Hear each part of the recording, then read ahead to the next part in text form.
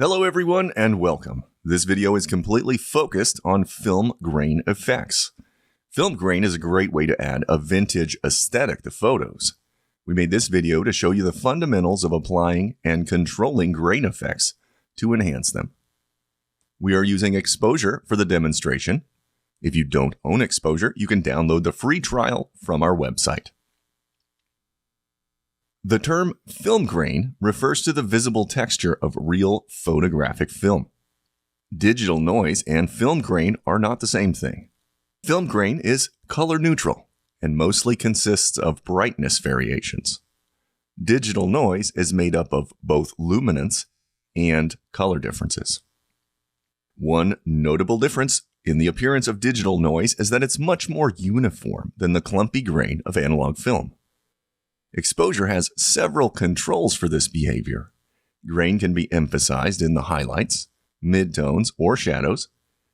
This enables you to create grain that behaves like real photographic film in the darkroom.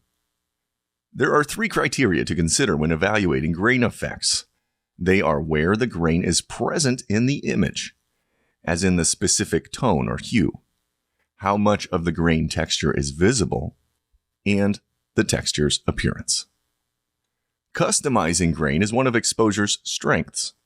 There are several unique controls for customizing grain effects. The grain panel presets can be used as a first step rather than building the effect from scratch.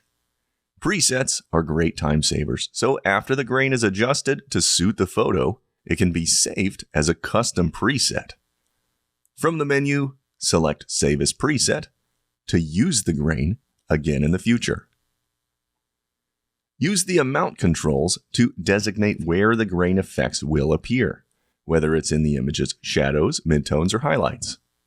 The decision of where to emphasize the grain is largely an artistic choice, but an even distribution of grain will usually look more like noise than real grain from analog film.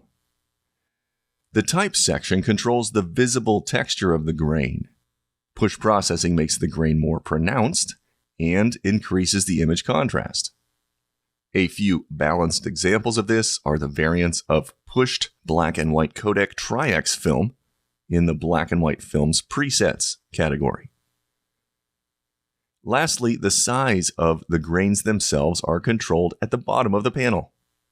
Under the dropdown are popular film formats such as 35mm or 135 film, 120 or 50mm medium format film, and 4x5 viewfinder film. The larger the film format you choose, the smaller the grain size. Larger film types will produce a more subtle grain look, so 4x5 grain may work better on a portrait or an architectural shot, whereas big 135 film grain might look amazing on a dark and moody street photography scene. That concludes this tutorial on creating and controlling grain effects. Thanks for watching. For more videos and other helpful info about Exposure, check out exposure.software. Learn more about Exposure over on our website, or you can subscribe to our channel on YouTube for more helpful videos.